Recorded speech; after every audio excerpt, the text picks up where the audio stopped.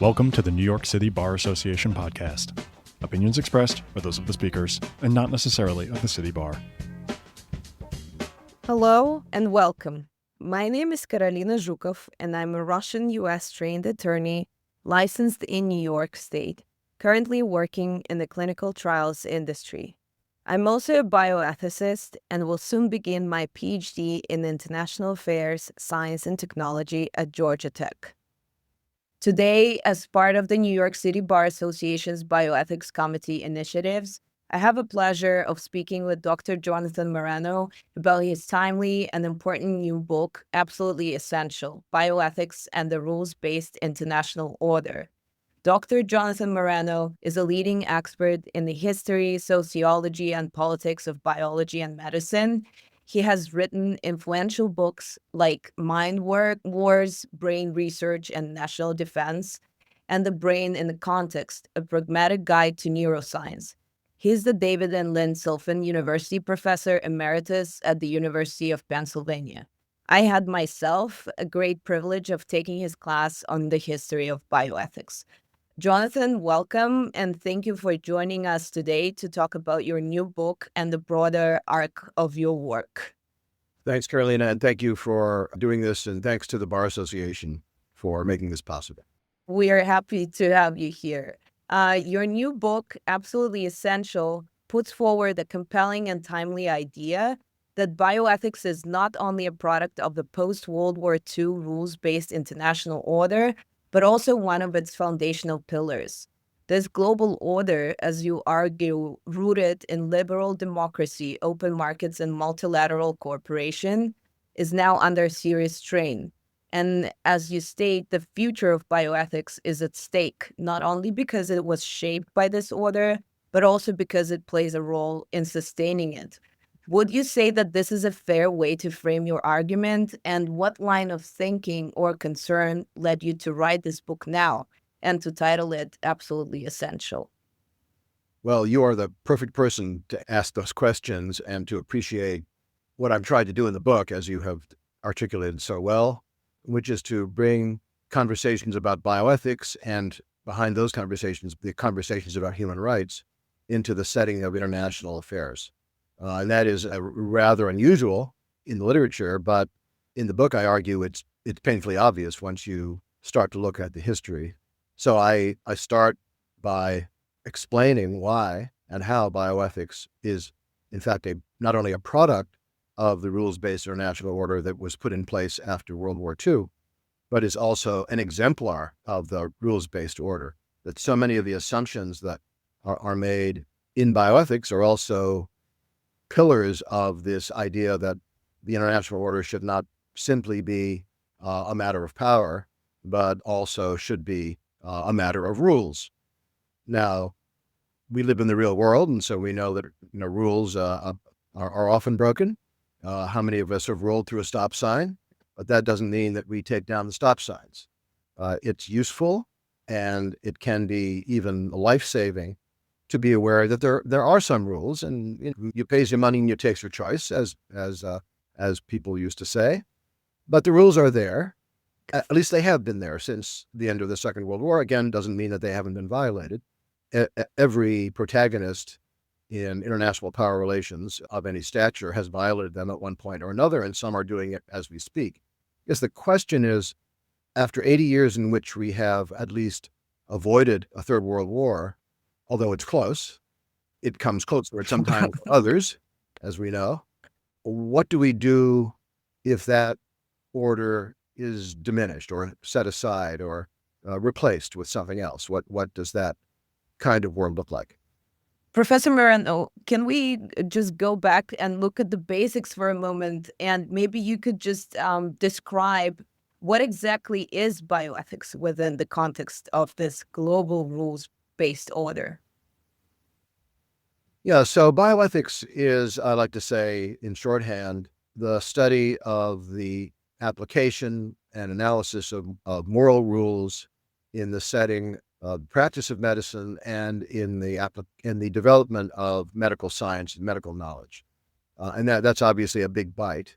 Traditional medical ethics was largely doctor ethics. It set out the duties of doctors to their patients. And importantly, as you well know, as a student of the history of bioethics, those understandings did not generally include the question about how much the patient needed to know or could know or had the right to know about their care.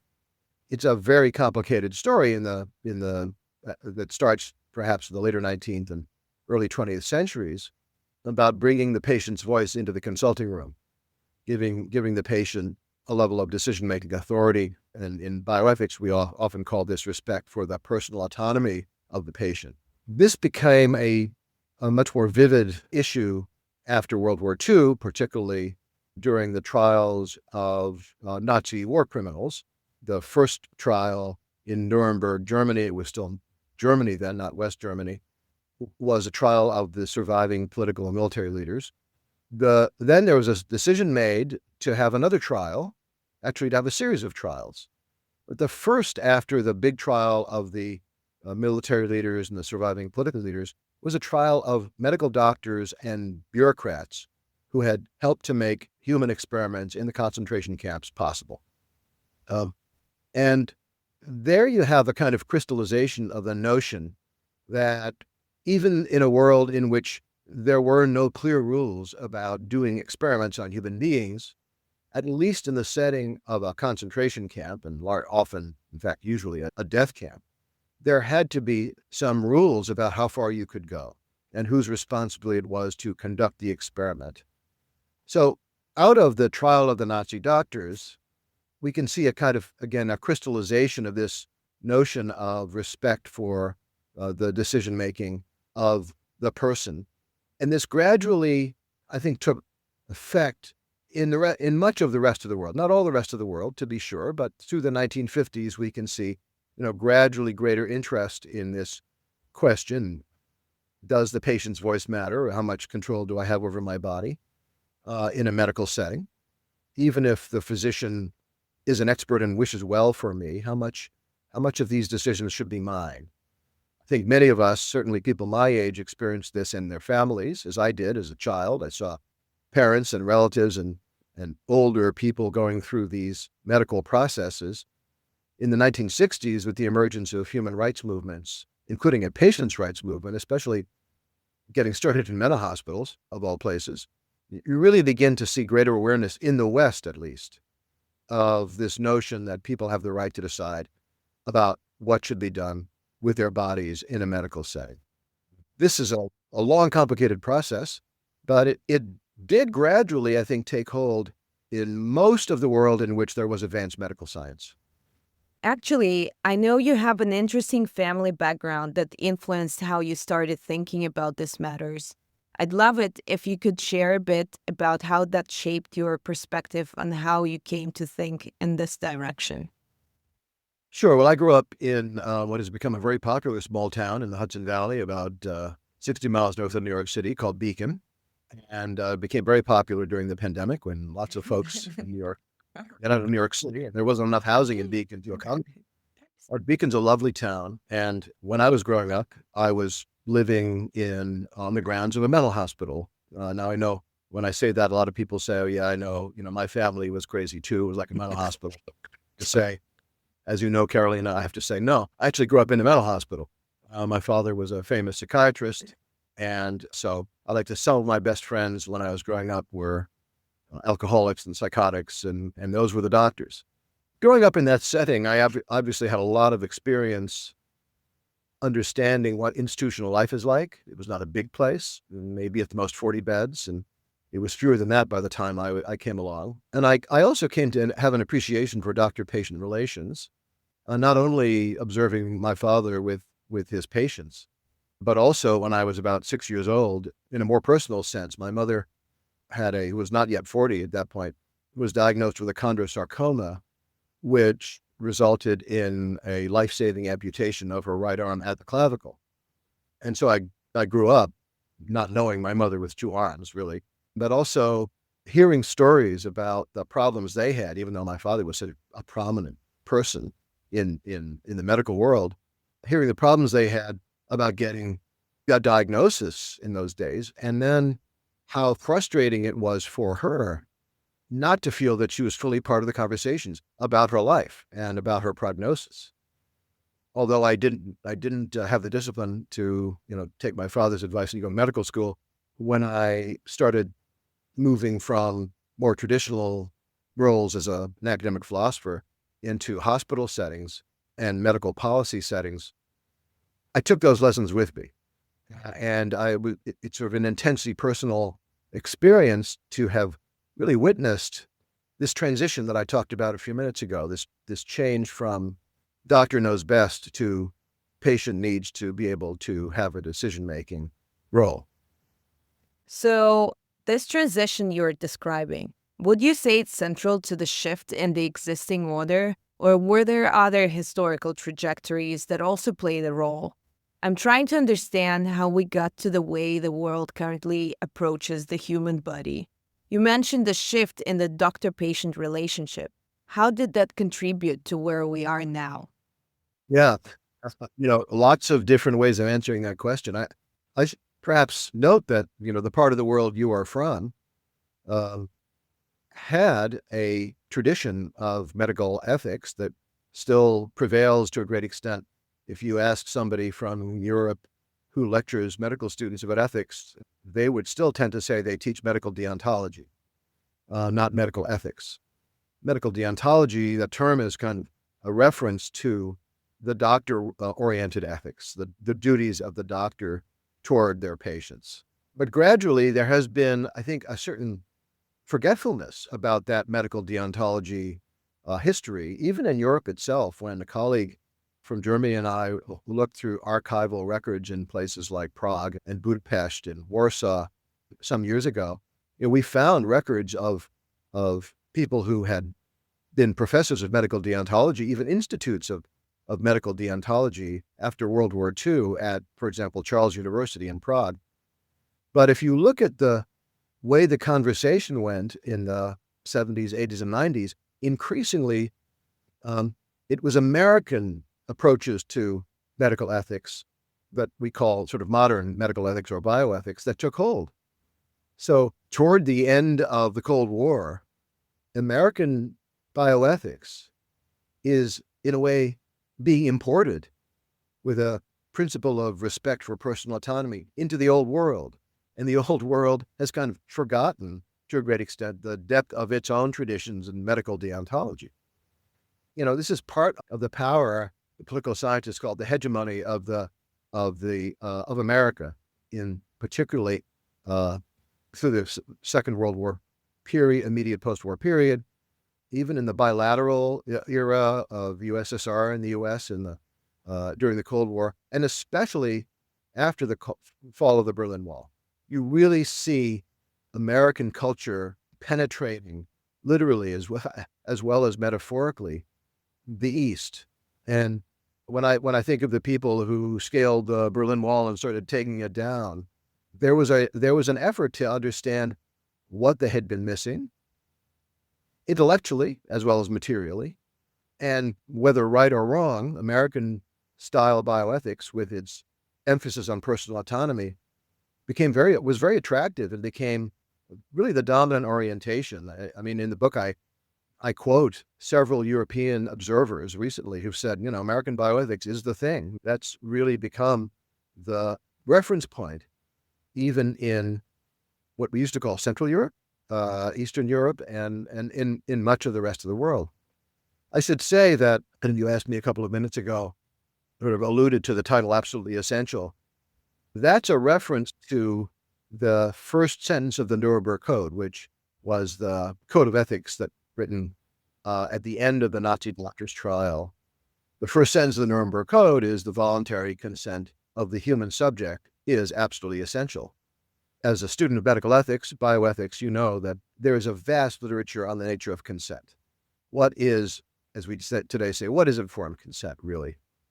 And there's lots of projects on how to help people understand what they're being asked to agree to, particularly in a human experiment. But not only, also in the clinical setting, routine clinical setting, you should be asked for your consent. You're certainly asked for your consent when you sign a HIPAA form, even if we generally don't read those forms.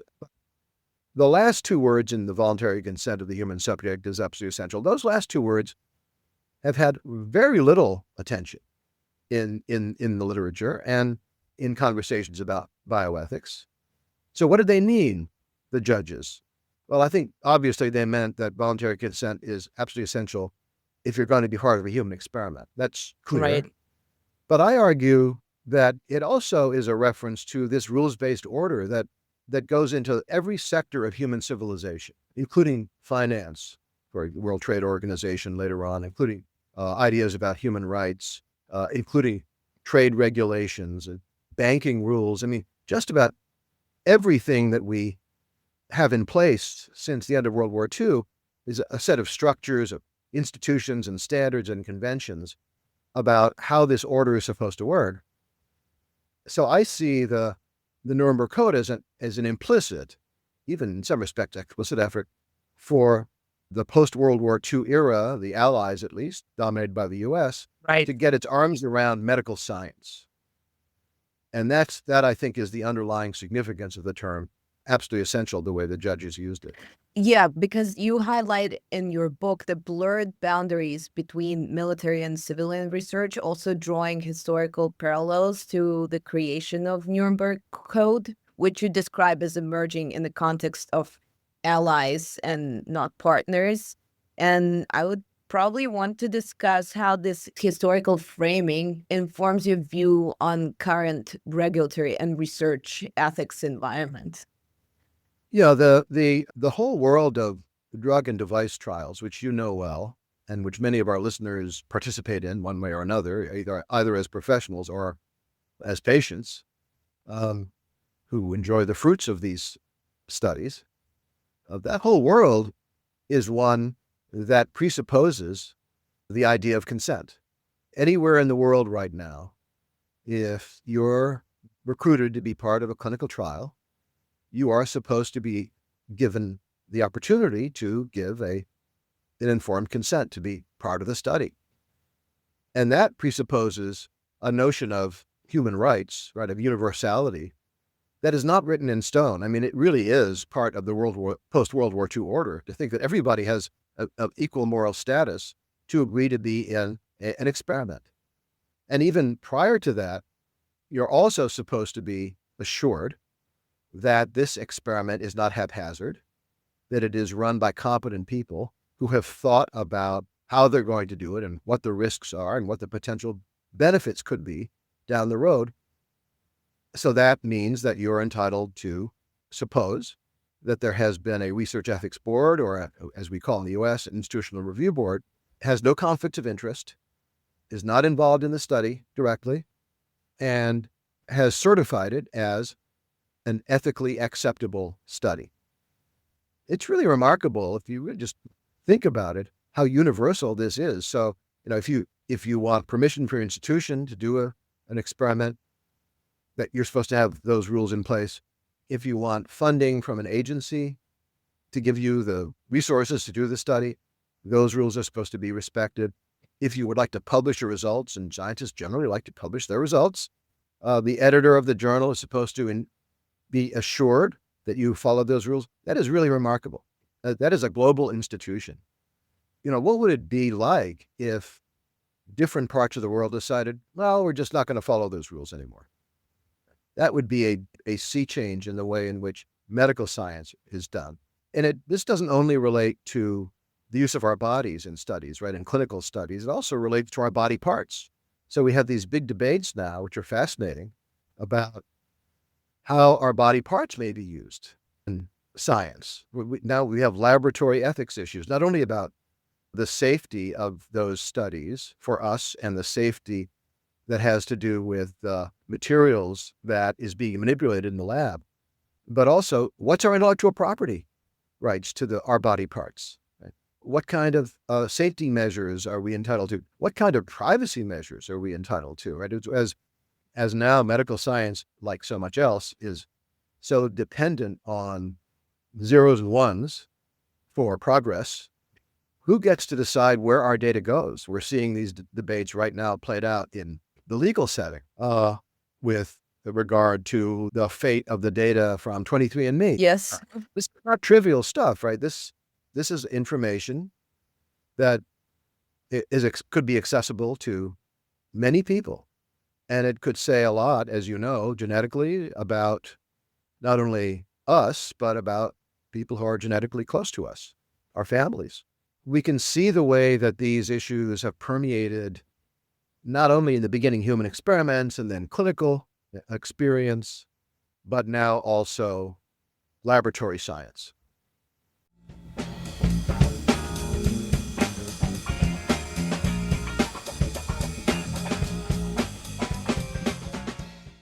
Today's podcast is brought to you by one of the over 150 City Bar committees. If you're a City Bar member and want to become involved with work like this, with creating programming on cutting-edge topics, with shaping public policy, or to build relationships with professionals in your practice area, join a committee today by logging into your City Bar account at nycbar.org and clicking Join a Committee.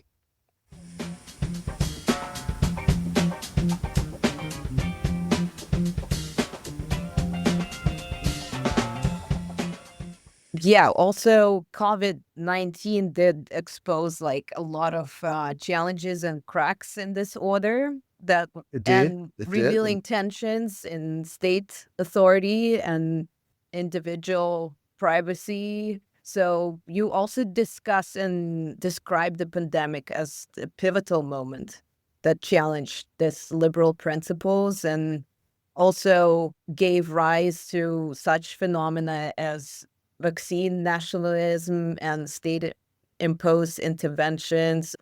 Could you expand on how that tested the ethical foundations also? Yeah, if you think about it, everything we've talked about so far has really been about personal autonomy, having gone through periods in which there were well-publicized violations of human rights in experiments gone wrong, starting with the concentration camps. We could have also talked about what happened in Harbin, Manchuria during the Second World War and under Imperial Japan. There were scandals and tragedies from thalidomide to various experiments in the 1960s.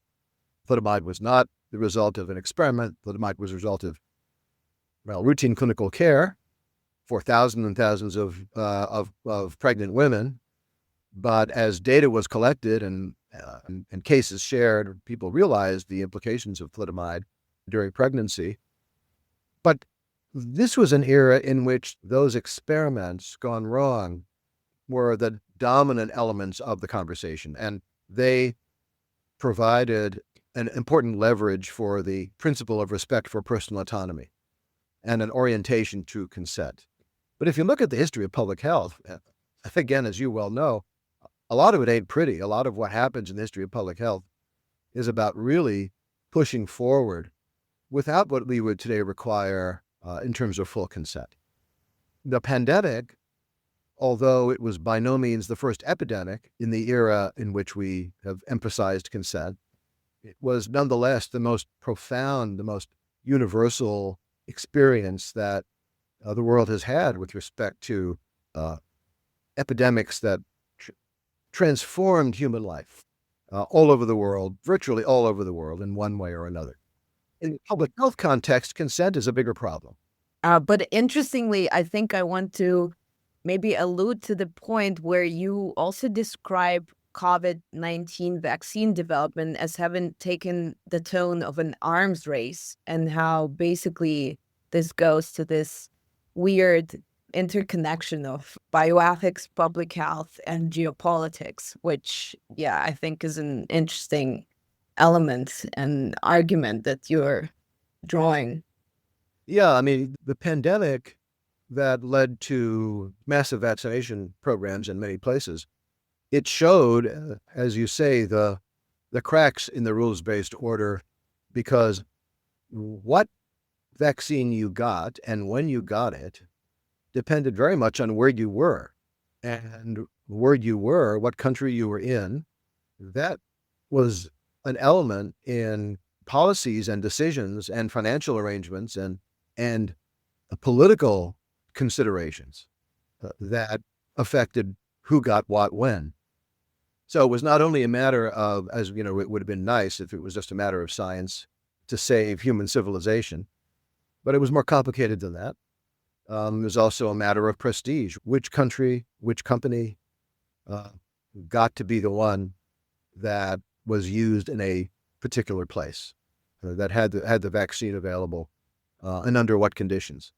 From with whom and how were the early studies done to see if the thing was safe and effective, to where you were, how the vaccine you got was paid for by what arrangements. And this did become a kind of a nationalistic competition. It was happening so quickly that not too many people were really able to follow it because so much else was going on in our lives, right? How do we get groceries? And what spaces do we go to that we feel comfortable in? And when do we get a vaccine and so forth? Behind all of that personal crisis, and let's face it, most people in the world did not have the ability to shelter in place the way so many of us did. Beyond all those decisions that were going on day to day, there was this competition among nation states. And that resulted in what I described with co-authors from Europe as a kind of vaccine nationalism. So not only have principles of consent been really hard to apply in the pandemic era, but also all of the other institutions around the post-World War II rules-based order were stressed by the crisis of the pandemic. And now, as we know, the World Health Organization may see the exit of its major partner, the U.S. The Global Alliance for Vaccines, Gavi, may be collapsing. I think we have to ask ourselves if these are the kinds of outcomes that we should have as the result of the experience of the pandemic. It doesn't seem to me that we abandon the institutions even if they have to some degree failed. It seems to me we should try to fix them. Well, right. Beings get frustrated very easily and would like to turn the page. Well, because now we are seeing an increasing political pushback against scientific expertise and institutions, including, I guess, in the US, particularly the funding cuts. And so then what do you see as the most pressing threats now to the international rules-based order? And how do you think the experts in bioethics community, including legal bioethicists, have to respond to this trends or certain ways it develops?